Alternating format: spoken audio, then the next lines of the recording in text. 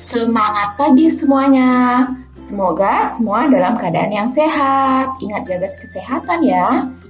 Berjumpa kembali pada video pembelajaran kali ini di kelas 6, tema 1, Selamatkan Makhluk Hidup, subtema 1, Tumbuhan Sahabatku, pembelajaran 5. Adapun kompetensi dasar muatan IPS yaitu 3.1, mengidentifikasi karakteristik geografis dan kehidupan sosial budaya, ekonomi, politik di wilayah ASEAN. 4.1, menyajikan hasil identifikasi karakteristik geografis dan kehidupan sosial budaya, ekonomi, dan politik di wilayah ASEAN. Kompetensi dasar dalam muatan SBDP yaitu 3.4, memahami patung. 4.4, membuat patung. Tujuan pembelajaran kita kali ini adalah sebagai berikut.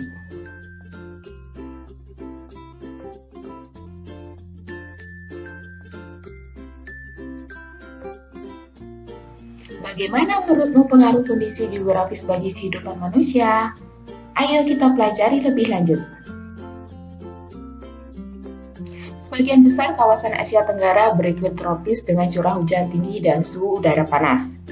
Hutan tropisnya kaya akan flora dan fauna. Hutan menghasilkan kayu dan rotan. Hanya Myanmar bagian utara yang beriklim subtropis. Hampir semua negara di kawasan Asia Tenggara memiliki wilayah laut. Laut banyak memberikan manfaat terkait sumber daya alam, yaitu ikan dan hasil laut lainnya, jalur transportasi air, objek wisata, dan bahan tambang seperti minyak dan gas bumi. Setiap negara di Asia Tenggara memiliki kondisi geografis yang beragam. Keberagaman kondisi geografis tersebut dimanfaatkan oleh masyarakat sekitar untuk berbagai aktivitas.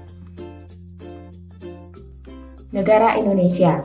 Dataran rendah yang luas dimanfaatkan sebagai lahan pertanian dan perkebunan yang menghasilkan padi, sayuran, dan karet. Potensi hutan Indonesia menghasilkan rotan dan kayu jati yang dimanfaatkan sebagai bahan mebel. Ada pula getah yang dihasilkan dari pohon karet. Perairan dimanfaatkan untuk diambil hasil lautnya, seperti ikan, rumput laut, dan garam. Pantai-pantai Indonesia dimanfaatkan sebagai tempat pariwisata. Indonesia juga menyimpan banyak sumber daya alam, misalnya hasil tambang. Hasil tambang seperti batu bara, minyak bumi, dan gas alam dapat dimanfaatkan sebagai sumber energi. Negara Malaysia. Sebagian kondisi geografis Malaysia adalah hutan yang luas. Hasil hutan seperti kayu menjadi komoditas ekspor. Sepanjang pantai barat dari Perak hingga Negeri Sembilan dimanfaatkan sebagai lahan pertambangan, seperti kilang minyak di Kuala Terengganu dan timah di Perak. Malaysia juga memiliki perkebunan luas yang menghasilkan karet. Hal ini membuat Malaysia menjadi penghasil karet terbesar di dunia. Singapura. Kondisi geografis Singapura menyebabkan negara tersebut tidak memiliki banyak sumber daya alam. Usaha pertanian dilakukan secara hidroponik, akan tetapi beberapa wilayah dimanfaatkan sebagai lahan peternakan unggas. Negara Thailand. Kegiatan pertanian banyak dilakukan di semenanjung Sungai Chao Phraya. Hasil pertanian terbesar adalah padi. Bahkan, Thailand dijuluki sebagai lumbung padi utama di Asia Tenggara. Selain hasil pertanian, ada pula hasil pertambangan, seperti timah, timbel, seng, dan mangan yang banyak dijumpai di semenanjung Thailand. Sungai Mekong dan Chao Phraya, Selat Malaka, dan Teluk Siam dimanfaatkan penduduk untuk kegiatan penangkapan ikan. Negara Filipina. Masyarakat memanfaatkan dataran rendah sebagai lahan pertanian dan perkebunan. Hasil pertaniannya antara lain jagung, padi, ketela pohon, tebu, dan tembakau. Hasil perkebunannya antara lain karet, kelapa, dan kayu merupakan komoditas ekspor terbesar Filipina.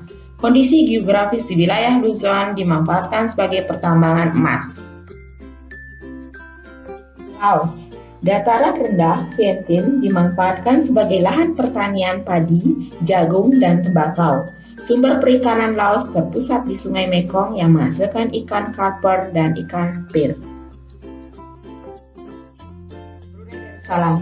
Sebagian besar bentang alam Brunei menyimpan minyak bumi dan gas alam yang menyumbang 40% pendapatan negara. minyak bumi dan gas alam terbesar di wilayah Miri dan Kuala Belair. Dataran rendah dimanfaatkan penduduk sebagai lahan pertanian yang menghasilkan padi, kelapa, lada, dan buah-buahan. Myanmar. Beberapa wilayah di Myanmar menghasilkan sumber daya alam yang beragam, seperti lembah Sungai Sita menghasilkan tembakau, Platosan menghasilkan teh, dan sayuran banyak dihasilkan di pantai Arakan Yoma. Wilayah Tenasserim dimanfaatkan untuk wilayah pertambangan yang menghasilkan timah. Vietnam. Kota Ho Chi Minh yang berada di dataran rendah menjadi pusat industri utama di Vietnam. Industri yang berkembang di Vietnam antara lain industri pengolahan makanan, penggilingan padi, dan tekstil. Sebagian dataran rendah juga dimanfaatkan sebagai lahan pertanian yang menghasilkan buah, sayuran, jagung, ubi jalar, dan kopi. Hutan utama di Vietnam menghasilkan kayu jati dan rotan sebagai bahan baku mebel. Negara Kamboja. Kamboja memiliki Danau Tonle Sap yang merupakan penghasil ikan tawar utama di kawasan Asia Tenggara. Daerah di sekitar Sungai Mekong dan Danau Tonle Sap sangat subur sehingga dimanfaatkan penduduk untuk pertanian, umbi-umbian, jagung, dan buncis. Ada pula hasil perkebunan seperti tembakau dan karet. Hutan tropis di sebagian besar wilayah Asia Tenggara menghasilkan kayu yang sangat bermanfaat bagi penduduknya. Sebagian dari mereka memanfaatkan kayu untuk dibuat patung. Patung Nusantara banyak diminati masyarakat dunia. Pada pembelajaran 2, kalian sudah berdiskusi dan membuat patung sederhana. Saat ini, kalian akan mempelajari tentang alat dan bahan pembuatan karya seni patung. Kita dapat membuat patung dari bahan-bahan lain yang dikelompokkan menjadi bahan lunak dan bahan keras. Adapun bahan lunak adalah bahan yang empuk dan mudah dibentuk. Contohnya yaitu tanah liat, lilin, sabun, dan plastisin. Bahan keras adalah bahan yang bersifat keras dan lebih sulit untuk dibentuk dan memerlukan teknik-teknik tertentu. Contohnya yaitu batu, kayu jati, dan marmer. Selain dari bahan-bahannya, alat-alat yang digunakan untuk membuat patung juga disesuaikan dengan jenis bahan yang digunakan. Berikut adalah alat-alat yang digunakan untuk membuat patung. Yang pertama, alat untuk membuat patung dari bahan lunak, seperti butsir, meja putar, dan cetakan.